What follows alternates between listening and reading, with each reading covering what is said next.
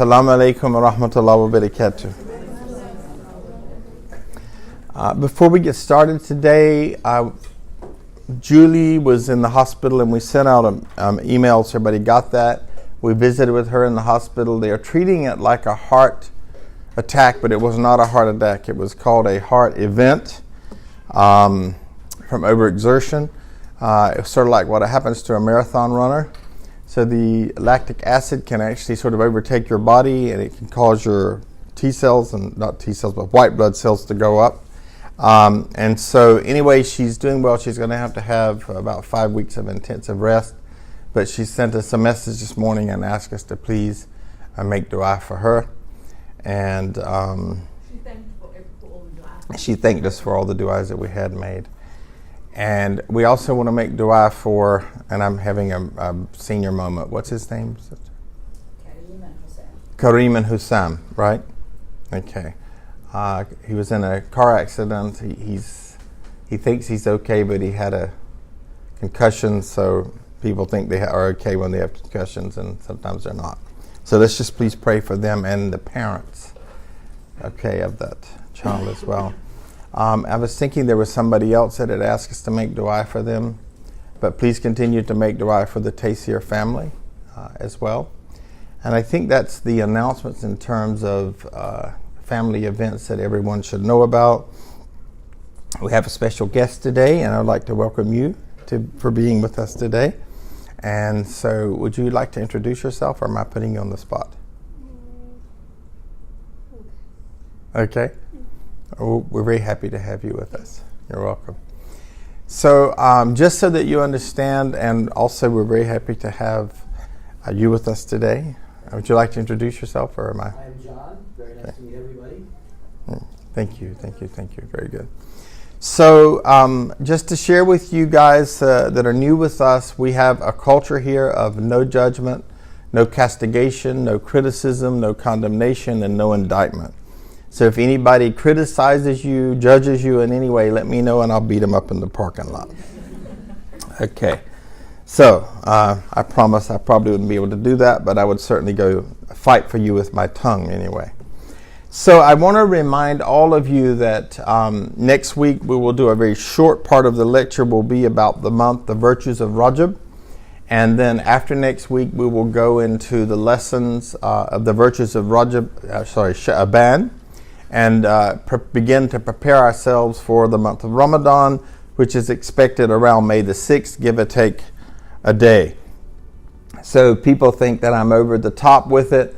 I promise you that it will arrive, and if you do not begin to prepare for it now, you will enter it into in a haphazard way and instead of an intentional way. And so what I want for the family is for you to enter into the month of Ramadan prepared, that you've weeded the garden, that you have tilled the soil, that you have added fertilizer and water to that soil, that you have an amazing month of Ramadan. So just remember, it's right around the corner. So keep that, please put it in your calendars. If you're going to purchase food and a special items for the month of Ramadan, begin to do that now and clean your freezer out so you'll have what you need. And we'll talk about that more in some of the lectures, because what happens is that even though it is the month of abstinence, it seems to become the month of indulging. And people's grocery bills go up exponentially. Now, if it's going up exponentially because you're feeding other people, alhamdulillah. But if it's going up for exponentially because you are having every delicacy to make up for what you're abstaining from, then I would invite you and myself to look at our hearts to see if we are actually fasting according to the right conditions. And we'll be talking about that more and more as we progress next week with those particular sessions. So let's see here.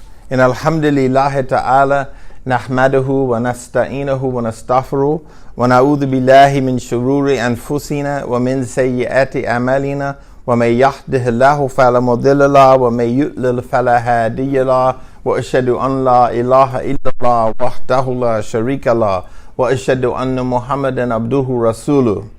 Indeed, all praise is due to Allah. We praise Allah. We seek refuge with Allah from the evil in our soul and from our sinful deeds. Those who are guided by Allah subhanahu wa ta'ala, no one can misguide them. Those who are not guided by Allah, there is no guide for them. I bear witness that there is no God, there is no deity worthy of worship except Allah subhanahu wa ta'ala, and that Muhammad sallallahu alaihi wasallam is his servant and messenger. Amma ba'd. So just to recap just a tiny bit, we've been looking at a group of asma wa sifat, names and attributes of Allah subhanahu wa ta'ala. And Allah has 99 names that Allah has given Allah. And so we've been examining those so that we can get a deeper understanding and knowledge and develop our relationship with Allah subhanahu wa ta'ala in a deeper way. So we have looked at some couple names, and I sort of say that Al-Qayuum is the sort of pièce de résistance of these names. In other words, it's sort of like an umbrella over them that beautifully ties all of them together. So we had looked at Al-Mu'id, who was the restorer, and Al-Mubdi, who was the initiator. We looked at Al-Muhyi, who was the giver of life, and Al-Mumit, who was the taker of life. We looked at Al-Hayy, which is the ever-living. And today we will look at the eternal or the self-subsistent Al-Qayuum. And so this is very hard for me to pronounce because we don't have a qa in English, so I will probably pronounce it wrong, and if you'll just ask Allah to forgive me and actually pray for me. Every time I make a mistake, just pray for me, and that'll turn something that's not too good into something that is good. So here we go. So when we talk about, and I was struggling whether to say the self-subsistent or to say the eternal. But if we say the eternal, it sounds too much like the ever-living. And so hopefully we'll break this down. This will be one of the lectures that you will need to pay close attention. A lot of the lectures are very warm and fuzzy and easy. This is one that requires a lot of concentration. So here we go. Here is the sort of definition of this root. The self-subsisting, the self-existing one, or I think it would be better to say the only one that is self-existing, whom all others depend. So we are completely dependent people. We are told and reared often, be independent, be independent. But actually, if you look at it in the spiritual sense, we cannot be. We are dependent upon water, we're dependent upon all of the things that Allah subhanahu wa ta'ala has created for us. The one whose nature it is to exist. The one who is free of any dependence on anything else for existence. So we know that alhamdulillah, we could not exist without all of the things that Allah subhanahu wa ta'ala created for us. And Allah subhanahu wa ta'ala doesn't need any of the things that He created for us, such as sleep, such as food, such as taking a shower. All of these things that we do every day, Allah subhanahu wa ta'ala eternally will never have to do any of this stuff. The ever-living, self-existing one who is the foundation upon which all things exist. And we'll get more into this. I get excited about moving on with this subject because of the depth of it. So from the root qaf, waw, and mim,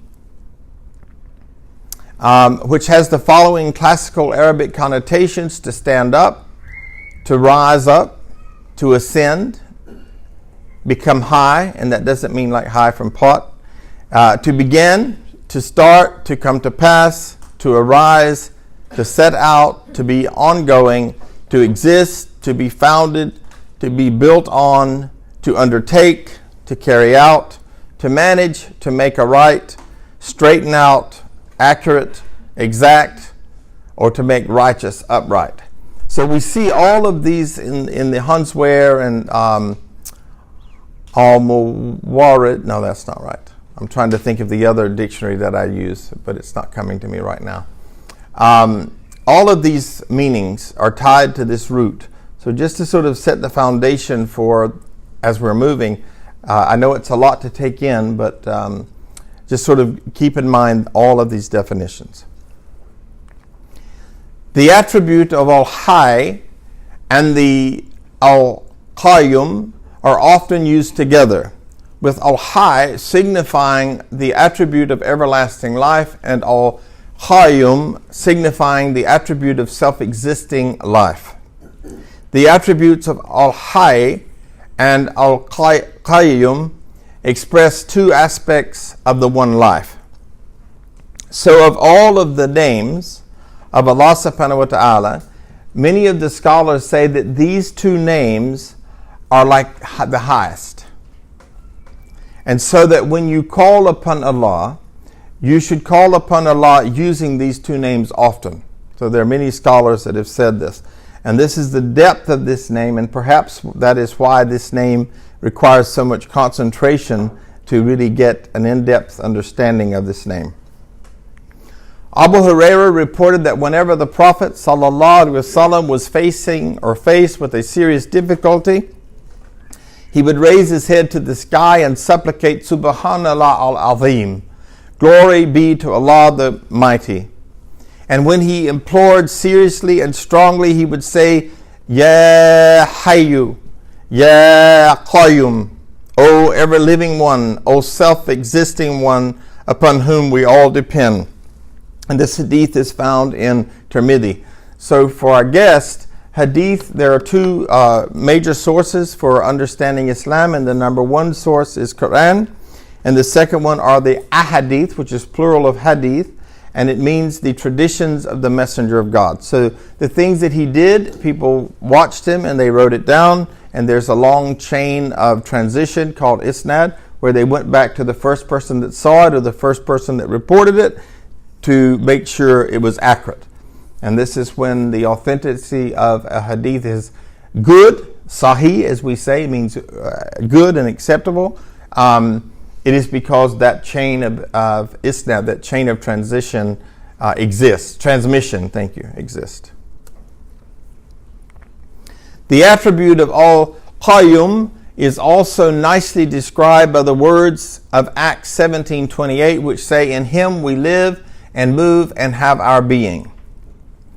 And you hear this a lot, interestingly enough, in Christian funerals. They will either walk up the aisle, begin, or they'll end with, in him we live and move and have our being. The name Al-Qayuum also has much the same meaning as the Hebrew phrase in Exodus 3:14, which is written as, and I thought I'd put the Hebrew in here. What do you notice about the Hebrew? Anybody notice anything interesting about the Hebrew? It looks like the Arabic except upside down, in the sense that there are diacritical marks that look similar to the two marks on Qaf or on Ta or something like that. So sometimes there are three, which would look like the marks on Sheen or Tha or something like that. So just want you to sort of thought it'd be an interesting thing for you to see. I am that I am, or I am that which I have become. And this name is used in the Holy Quran. If you want to take a picture of this, but you will see all of these in the slides because it was important for me to use all of them in this particular presentation. But these are the three places where this name is mentioned. And what you will also notice, and I'm sure I'll repeat this, is that these names are always mentioned together. And so, interestingly enough, I'm always digging for more. This morning I was reading another book, which I have didn't include any of it in my presentation, but this book somewhere pointed out some beauty about them being always together. So maybe I'll come back to it at the end of the class. I don't want to take time with the camera rolling to do that. So let's look at this. And this verse, by the way, is such a very important and powerful verse. It is called Ayat al-Kursi, and the word kursi in Arabic means throne. So if you can sort of think about, this is the sign of the throne. This is the sign of the symbol that represents Almighty Allah. So it's a very, very powerful verse, and it mentions Allah subhanahu wa ta'ala in a different attribute 10 times. So it's a very, very phenomenal verse in that sense. It's also a verse that we read when we are afraid, or we recite it, or when we are in a place of uncomfortability. we learn this verse and we recite it. Probably outside of Surah Al-Fatiha, the opening, the chapter that is recited in every prayer, the 7 verses that are recited in every prayer, this is probably the most recited verse singularly in the Holy Quran. Allah, there is no deity save Allah, the ever-living, the self-subsistent font of all being. Neither slumber overtakes Allah nor sleep. He doesn't get tired, he doesn't sleep. Allah is all that is in the heavens and all that is on earth. Who is there that could intercede with Allah unless it be by Allah's leave? Allah knows all that lies open before people and all that is hidden from them, whereas they cannot attain to all of Allah's knowledge save that which Allah wills them to attain. Allah's eternal power overspreads the heavens and the earth, and their upholding wearies Allah not. And Allah alone is truly exalted, tremendous. If we think about some of the things that Allah subhanahu wa ta'ala does, simply pumping I forget how many liters of blood we have within our body, just consistently pumping that, we would be exhausted. And yet Allah keeps everyone in this room and all 8.5 billion people in the world heart pumping, and Allah never tires, never wearies. The second verse in chapter 3, verse 2, Allah, there is no God worthy of worship except Allah, the ever-living, all-sustaining. So here again you're seeing these two attributes together in each of these verses. In Surah Taha, Surah 20, verse 111, and on that day all faces will be humbled before the ever-living, the self-subsistent font of all being, and undone doom shall be he or she who bears the burden of evil doing and iniquity. And let me remind you that what's really interesting is that I often hear and people talk about Allah as this vengeful God. And in my studies, and I invite any of you to challenge me on this, the vengefulness, the punishment is all on that latter day. Right now it's all about mercy, and it's all about grace, and it's all about kindness, and it's all about clemency, and it's all about all of those wonderful things. But it tends, as I meet a lot of people, the projection that they give me is of a God that is just always punitive. It reminds me a little bit of my parents. Reflections from the Great Names of Allah by Al-Sayyid Rashad Al-Basawi. Linguistically, someone who is Qayuum is a master and organizer of affairs. The Qayuum creed is the Hanafi faith. Now, I want to talk about this a minute because you'll often read this, and I struggle with this, but I thought you should understand and know what it means. So, whenever you read something and it refers to the Hanafi faith, more than likely it will be from a scholar who is from Southern or Central Asia. Because there are 4 schools of thought in Islam. This came after the Prophet ﷺ, and they were Hanafi, Maliki, Hanafi, Shafi. Did I say Hanbali? No, Hanbali. Okay, good. So when you see that, just basically know that the author is somebody from Southern or Central Asia, or a Muslim from that may be talking. Because I find it personally as divisive. People get all hung up in their schools, which are just basically simple differences in the way that people practice. You will be far more suited if you stay with the Quran and the Sunnah, instead of getting all tied up in this fiqh stuff. I just wanted to share with you what it means, so that if you see it, you will know that you don't need to be a Hanafi, you just need to be a Muslim. Okay? The day of Qiyamah is the day when everyone will stand before Allah, Lord of the worlds of judgment. So if you look at Qiyamah, you will see the same roots that you see in Qayuum. Al-Qayuum is the one who is never created, who manages all affairs.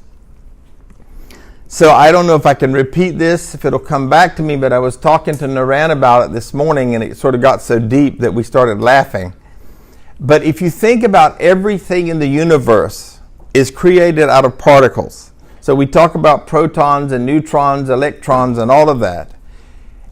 And all of those things are dependent upon the one who is not created of that.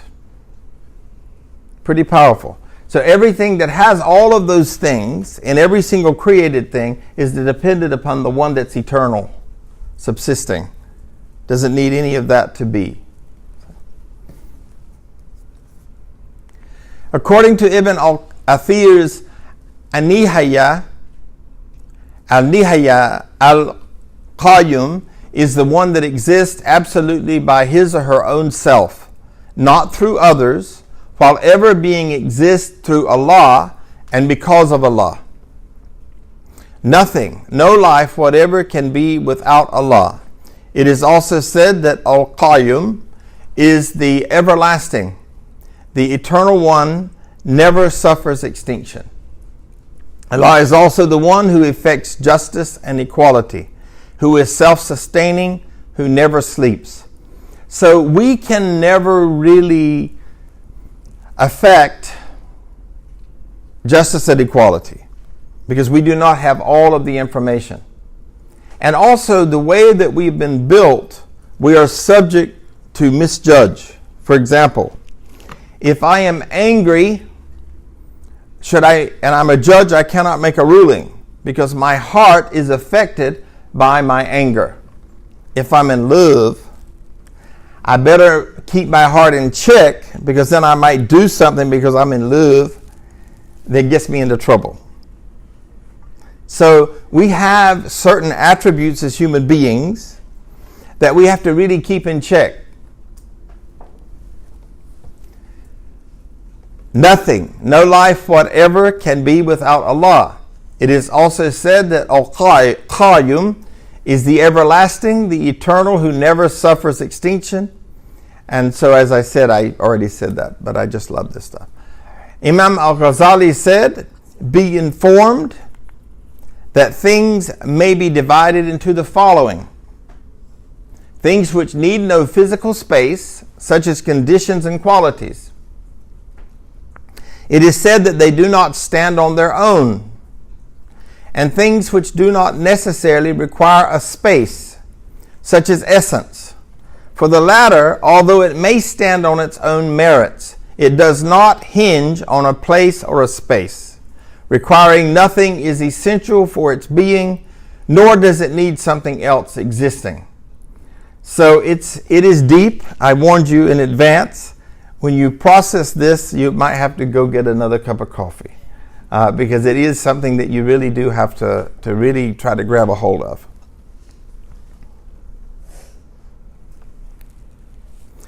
What I will say before I go to the next slide is that we typically operate as three-dimensional people, and we are stuck in that limitation. Whereas if we look at the spiritual dimension, there are many more dimensions to address. So in looking at this, we will definitely need to step out of our comfort zone of three dimensions into other dimensions. If there is a being whose essence is self-sufficient and he or she does not need one or anything to keep existing, and his or her existence is not dependent on the existence of something or someone else, then he or she absolutely becomes a Qaim.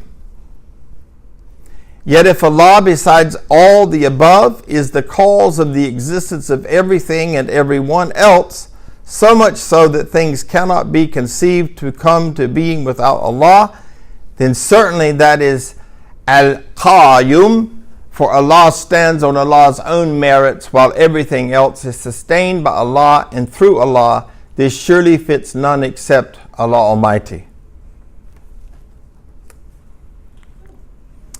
Among the words which suits this great name are two. One is Al-Qayuum.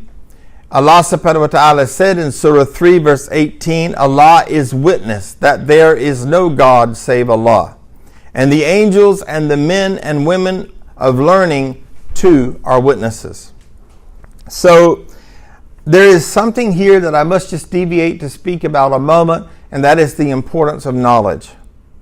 that if you do not have this knowledge, how would you ever know about these attributes of Allah? Because they're not something that we would generally think about. This kind of depth is not how we typically operate. So if you really don't know these names and what they mean, you will not know Allah at the highest level. So it's important to be men and women of learning. Maintaining His creation in justice.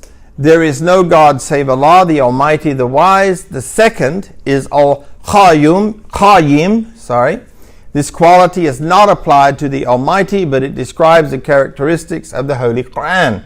So here we have the kalam of Allah, the speech of Allah, and it is being described as Al-Qayuum. Okay? And this is found in Surah Al-Qaf, verses 1 and 2, and the verses coming up on the next slide. All praise is for Allah, who has revealed the book to Allah's servant Muhammad sallallahu alaihi wasallam, allowing no crookedness or deviousness to obscure its meaning.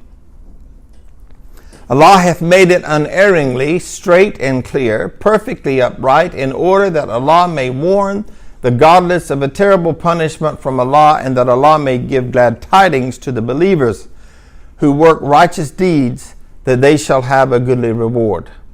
So I think it's amazing here, because when you were looking at all of those definitions, trying to put that together in the first slide, or second slide technically, now you can see some of this order and putting things right and how it's applied. And of course we know that there's so much order in the Holy Quran that it has not been changed by one vowel since it was revealed. And that Allah had promised to preserve it, to keep it in order. It will never ever go out of order for eternity. Yes, but it in and of itself, the kalam of God, will never be out of order. Yeah.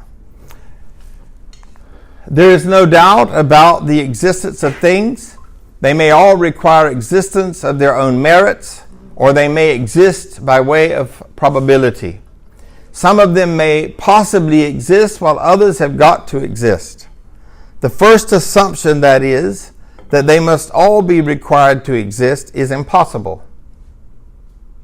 If the existence of everything is a must, then everything exists for no reason, which contradicts natural laws. So here again we see that this is a name that you need to really reflect and ponder and contemplate on its deepest meaning. Inshallah, Allah will open the eyes of our soul and the ears of our soul and hearts so that we can actually understand this at a deep level. And I thank you for your patience. The second assumption is impossible too. For if there had been two things requiring their existence by necessity, they would have shared the common denominator of necessity. While their functions differ, so each one of them will be comprised of a certain element, and everything comprised of something is possible to exist. So both of them may possibly exist, a conclusion which also contradicts natural laws. Well, we're not dealing with natural here. We're dealing with spiritual. And therefore we have to open to the spiritual realm to really understand the meaning of this name. We are left with only the third one. That is, that one of them has to exist by necessity, while the rest may exist according to the law of possibility. This particular one, the existence of whom is a must, becomes a qaim on Allah's own merits, independently of all others. Since the existence of everything besides Allah is possible, and everything possible relies on the one who exists by necessity, then everything besides that one is dependent on the latter, which becomes the cause for the existence of something else besides Allah subhanahu wa ta'ala. It would become the cause for it would become the cause of the sustenance of everything. This proves that this particular one is absolutely self-subsisting and is the absolute reason for the sustenance of everything besides Allah. Hence, Allah has got to be the absolute Qaim. So Allah is the Al-Qayuum, a superlative Qiyam. So if we think of a superlative standing, it is not a standing that you and I can relate to. Even when we stand to pray and we stand before we're going to go into ruku and before we're going to bow, every one of us will stand according to our own posture. And someone will look at us and say, oh, he has terrible posture, or he stands like this, but he stands like this, or she stands like this. But Allah subhanahu wa ta'ala's standing cannot be criticized. It's perfect. The perfection of a superlative is achieved in one who is independent of all others and who is needed by all others. This clear proof demonstrates the fact that Allah is the truth in as far as all of the things in existence are concerned. There is nothing on this earth that can exist without the help of Allah. And with all of the things on this earth that need Allah's help, Allah needs none of it.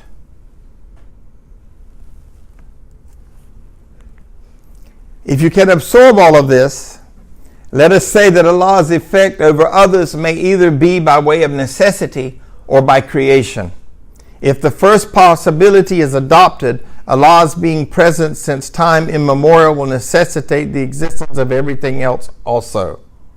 Since time immemorial, which is impossible. This proves that Allah's effect over others is by Allah's own creation thereof. One who creates something intentionally and willingly has first to conceive the nature of what Allah intends to create. Again, beyond our dimension in the unseen world. When we make an intention as human beings, we actually have a visual in our brain of what it's going to look like, what it will be like. We see it. This proves that the one who impacts this cosmos as a doer is quite aware of what Allah does. And there is no other meaning for the Al-Hayy other than this one. This proves that Allah subhanahu wa ta'ala is the ever-living Al-Hayy. This is why the Holy Quran describes Allah as Al-Hayy, Al-Qayuum. Allah being Al-Hayy indicates Allah's being aware of everything, knowing everything, powerful enough to do everything Allah subhanahu wa ta'ala pleases. Al-Qayuum indicates the fact that Allah is self-subsistent, sustaining all others. From these two stems, all the sciences of Tawheed branch out. So again, you see the gravity of these two great names together, and then here's the foundation of all of the sciences of Tawheed are coming from this. And Tawheed means the oneness of God. So the highest value in the Quran, the thing most addressed in the Holy Quran is Tawheed, the belief that there is one God, monotheism. And that is the cornerstone of Islam, the very foundation of Islam. So Al-Qayuum can never be overtaken by slumber nor sleep. And this goes back to Surah Al-Baqarah verses 255. Both expressions of Qayyim and Qayyum of the heavens and the earth have been used by the Holy Prophet in his supplication. So here again, I urge you to learn these names and to pray with these names when you need order in your life and when you need these various things. And I've never met a human that didn't need order in their life and some more order in their life. So great names to learn and great names to understand. According to Abdullah ibn Abbas, whenever the Messenger of Allah used to stand up to perform his night prayers, and this would be Salatul Tahajjud, and this is a night prayer. This is a prayer that's prayed between Isha and Fajr, and typically in the last 2/3 of the night. He used to stand to perform his night prayers. He would say, Lord, all praise is due to you. You are the Lord of the heavens and the earth. All praise is due to you. You are the Qayyum of the heavens and the earth and everything in them. All praise is due to you. You are the King in the heavens and the earth. Praise is due to you. To you. You are the truth. Your promise is true. The meeting with you is true. The speech, your speech is the haqq, the truth. Paradise is true. The fire is true. The prophets are truthful. Muhammad is truthful, sallallahu alaihi wasallam, and the hour is true. Lord, to you have I submitted, in you have I believed, upon you I have relied, to you is my return. For your sake do I dispute, your judgment do I seek. So I implore you to forgive my sins, the ones I have committed and the ones I may commit in the future. What I have concealed and what I have declared. For you are the one who advances and who postpones. There is no God but you, and there is no strength or might except in Allah. And this is from Al-Bukhari. And when I look at these dua, my eyes are often filled with tears, and I think of the deep consciousness of the Messenger of Allah in his prayers. I mean, when I make dua, do I think of all of this that Allah offers me, or am I busy asking Allah for what I want?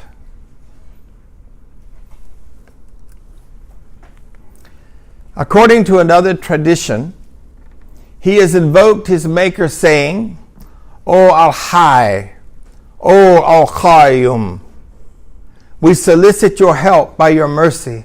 Lord, I invoke you to mend my affairs, all of them, and not to permit me to rely on my own self for a twinkling of the eye, nor even among your creation, nor for a shorter time. Now imagine in our three-dimensional thinking, trying to think of something quicker generally than the blink of an eye, or something shorter than that. So here he prays that he will not forget Allah even for the twinkling of an eye. MashaAllah. Imam Ali said, during the Battle of Badr, I took part in the battle for quite some time. Then I came to the Messenger of Allah, sallallahu alaihi wasallam, to see what he was doing. And I found him in sujood while repeating the following. So here there's a battle going on. The Messenger of Allah is in the most vulnerable position a human can be in sujood. And what is he saying? Al-Hayy, Al-Qayuum. So I went back to the battlefield, and I came back to him, and I saw that he was still repeating the same words. I kept going there and coming back to him, and he was still doing exactly the same thing till Allah subhanahu wa ta'ala granted us the victory. Imagine if we spent more time in sujood, praying in this manner, and waiting for Allah to bring us the victory instead of us trying to work it out with our own aql, which deludes us, our own brain. Yes. And sujood is, I think I can move this over, like this. And so in the prayer positions, we stand, we bow, and then we go into sujood, which looks like this.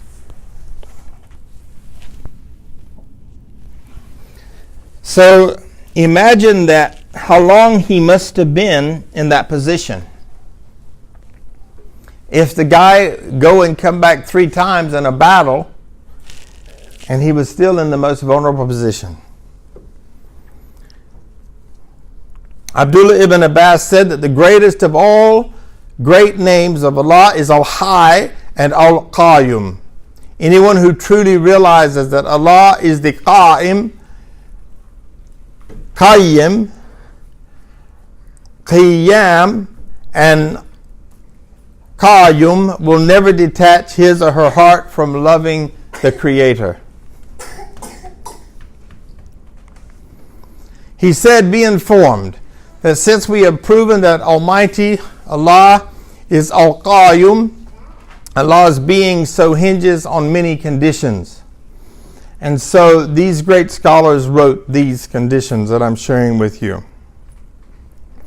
The one who brings about creation is one. That is, Allah's essence is not a compound of elements. As I said earlier in the class, protons, neutrons, electrons, all of that. Allah's essence is not a compound of elements, otherwise each of such elements would be in need of the rest. And each would be different from the rest. Anything compound is dependent on the elements or components it is made up. And what relies on others cannot be a Qayuum on its own, nor can it assume being so with regard to others. So it cannot be called Qayuum at all. If we prove that Allah is one in Allah's essence, this immunity has two aspects. One of them is that there are no two things, each one of which is independent on its own. Otherwise, they would be sharing one common attribute while being different in, say, their location. The second is that since Allah Almighty is one, Allah cannot be biased. For one who is biased is divided in amount according to some people and in essence according to all, for he or she will share other biased entities in the quality of their being biased. But if he or she is not biased, he or she would not be in a particular place at a particular time. And this is really amazing. My bias determines whether I go to the kitchen and get dessert, because that's what I chose in that moment. I was biased to food, because I could have had a bias and said, no, I want to go and talk to somebody in the classroom. So that every single thing the human does there's a bias. There's a prejudice. I judge that this is what I'd like to do. But with Allah subhanahu wa ta'ala, there's no bias. Just amazing how when we can take a moment to step out of that three-dimensional state that we live in on this earth plane and go to a deeper dimension that's more inclusive, we can see something very amazing. The second condition is that one of the requirements of being Al-Qayuum is that Allah requires no place at all, nor does Allah creep into an issue, nor reflect Allah's image on a substance, which I find very, very amazing. Because even myself, if I don't want to reflect an image, I can't prohibit it, because then I will have a shadow everywhere I go. If there's no light, then there's no shadow. But if there's a light, there's going to be a shadow. So my image, even if I don't want it to be conveyed, will be conveyed. But Allah, within Allah, I don't like to say himself because I don't like using him without using her, so we'll say him or herself, does not cast his image upon anything. So we know that many people believe that we were created in the image of God. Christians believe this. We cannot be created in the image of God, because God is without image. Image is something that we understand on the three-dimensional level. The third condition is discussed by some researchers who say that there is no meaning in knowledge except that the truth of such knowledge is present with the one who is aware of it. If Al-Qayuum is standing on Allah's own merits, Allah's own truth is present with Allah, and Allah is aware of it, influencing and impacting others. It will then be understood upon getting to know Allah that Allah does influence and impact others. Hence, those others will also come to recognize such an influence and an impact, and so do all of the things in existence, whatever they may be. The fourth condition says that since Allah is Al-Qayuum, as compared with everything and everyone besides Allah, then all are sustained by Allah and are present because of Allah's presence. The need of all others for Allah is by no means a requirement for Allah being Al-Qayuum. Otherwise, Allah would need what Allah creates. Only one possibility remains. All of the things besides Allah are either existing or not. And in both cases, everything besides Allah is a creation, an event, an occurrence, a phenomenon. The fifth condition, since Allah is Al-Qayuum over all other things in existence, either directly or indirectly, these things rely by necessity on Allah to attain their existence. In either instance, the actions of Allah's servants must be referred to Allah. Just as the argument regarding destination is an unavoidable subject, Allah's being Al-Hayy, Al-Qayuum, serves as a fountainhead for all theological knowledge. No wonder, then, that the verses wherein the expressions occur have reached the ultimate of honorable objective. So these verses are highlighted, they are italicized, they're bolded for us in terms of studying them and understanding their deeper meaning. Having come to know all of that, we may conclude by saying that Al-Qayuum indicates Allah's independence and the dependence of all others on Allah. That Allah does not need anyone while everyone is in need of Allah subhanahu wa ta'ala. Allah is the only Al-Hayy, Al-Qayuum, because Allah exists on Allah's own, and everything that exists depends on Allah to continue existing. For this reason have the scholars said, suffices you to rely on Al-Qayuum, besides whom you need no other supporter, nor is there anyone else besides Allah who can sustain you, nor can anyone else teach you whatever you need to know. Umar ibn al-Khattab once came out to a public and asked them, who among you can tell me which verse in the Holy Quran is the greatest? Ibn Masud answered, may Allah be pleased with him, the one who is asking you has heard it himself. I have heard the Messenger of Allah say that the greatest verse in the Holy Quran is Surah Al-Baqarah, verse 255.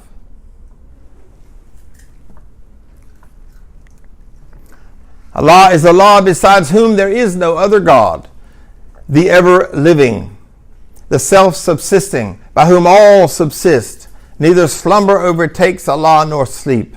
Whenever the Messenger of Allah was very much wrapped in his supplication, he would plead by saying, O Al-Hayy, O Al-Qayuum.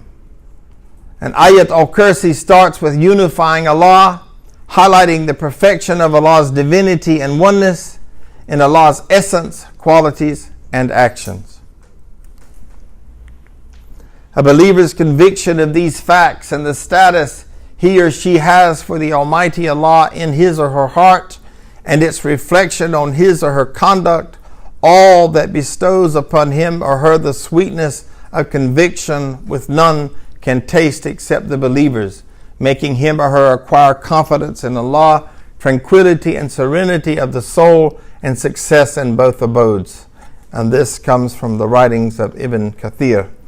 Now, in the reflection time, I hope we will actually go back and forth on slides if you want to so that you can discuss it at a deeper level, and I'll be really interested to hear what you got out of this, because it is a very unusual class today. So I also took some reflections from Ajiba al-Hassani.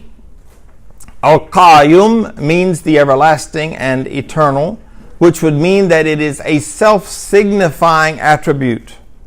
It is also said that it means the one who manages the affairs of all creatures entirely, which would mean that it is an attribute of action. Al-Khushairi says Al-Qayuum is a hyperbolic way of saying the one who manages all affairs. It is said that so and so is managing a thing and is therefore Qayyim, Qayyam, Qayuum. And again, you see how these roots come out of this particular Asma wa Sifat. The meaning of the name Al-Qayuum, therefore, is the one who manages and takes charge over everything that occurs in the cosmos. One who knows that Allah is Al-Qayuum will rely solely upon Allah. By remembering Allah, he or she will cease to remember all of this, and by witnessing Allah's self-subsistence, he or she will no longer witness any other. So, to simplify this, instead of our focus being on the world and all of the created things, when we recognize this uniqueness of Allah subhanahu wa ta'ala, that becomes our focus. And what else would deserve the focus of that more than that which we cannot fully understand or comprehend? That which we are dependent upon. One connects with this name by seeking to know Allah's self-subsistent Qayyimiyya, so that one rests themselves from the toil of self-management and are sufficed with Allah's supreme management of all things without objection or self-management. So I often talk about GPS systems, God's plan system. Yeah, God planned it. If we really have our belief, our iman in Allah subhanahu wa ta'ala, we will not be so worried about these things of the world. We really will not. We will know that Allah, the planner, the one who keeps things in order, the self-subsisting, the eternally self-subsisting, has all of that stuff under control. But we spend a lot of our time losing our hal, our state, because we worry about these things that we have no control of. We can't control their elements, instead of referring to the one that controls their elements. One cultivates this name in their character by upholding Qayyum, what one has been ordered to look after, one's family, one's children, one's self, one's wealth, and everyone who has an attachment to one, women and men alike. So here we are bringing this very complex Asma wa Sifat, and we're bringing it now down to really the implementation piece.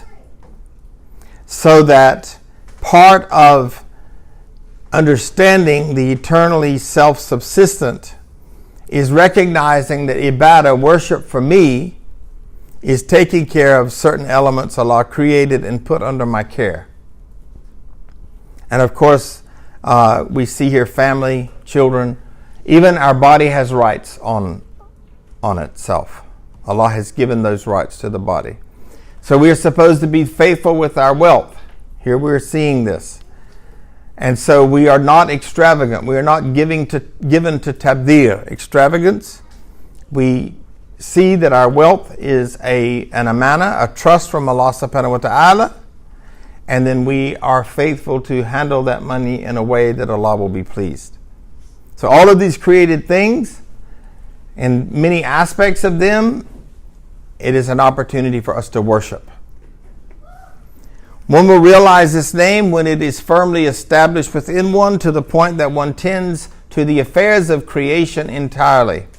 Some of the Gnostics have said the knower of Allah can carry the heavens and the earth on a single eyelash. We struggle because maybe somebody hit our car, and we flip out, freak out, lose our tongues, lose our brains, lose our iman, lose some money, and all we have to do is just turn to Allah. So that when you meet certain people who really, really know this name, and when I say know it, I don't mean from the brain, I mean from the inside, from the heart, the world and the things that happen in the world do not tend to shake them very much, because they realize that all of that stuff needs something else, and they're in touch with the one that needs nothing.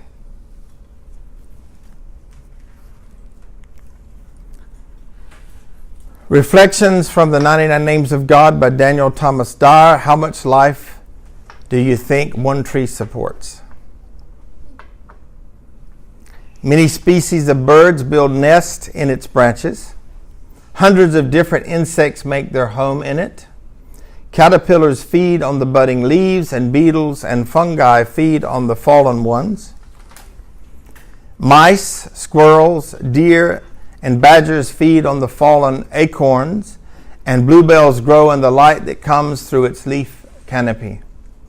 It releases precious oxygen to the atmosphere, and it lives for longer than anything around it. Because it supports so much around it, an oak tree is a good sign of Al-Qayuum. Oak trees need the support of the earth, the sun, and rain. Only Al-Qayuum is self-subsisting and needs no support. Al-Qayuum means the self-subsisting. To self-subsist means you support yourself and do not need anything else to survive. Allah subhanahu wa ta'ala does not need support from anyone or anything, but gives support to everything for all eternity. Shawana said, to remain forever in the world you love is an ambition beyond reach. Remember the date palm that still stands after the gardener's demise. So we see trees that have been planted that are 2,000 years old. The person died 2,000 years ago. We still have the tree. We have the benefits of that shade and all other things that that tree gives us. In Surah Taha, verse 111, all faces shall be humbled before the ever-living, the self-subsisting. The Arabic word Al-Qayuum is related to the word Qiyam, which describes the standing posture during prayer. When we stand in Qiyam, we might remember that we are being supported in this upright position by Al-Qayuum. So as we stand, no matter how we stand, we are actually being supported by Allah subhanahu wa ta'ala. There are different ways to position your hands during Qiyam. Most Shia Muslims place their arms by their sides so that they are straight like a tree. Most Sunni Muslims place their hands near their navel, their belly button. The navel can remind us of how we were supported in our mother's womb by the umbilical cord, like the branch of a tree, and how Allah subhanahu wa ta'ala supports us throughout our lives. So, I pray that you have gleaned something from this, and I do recognize that this was much more complicated than any other name that we've covered. And so I ask Allah that we will learn something of value that will inspire us, that we can walk out of here today with some kind of inspiration based on the knowledge of these names. So I love you all for the sake of Allah. I'm going to turn off the recording now.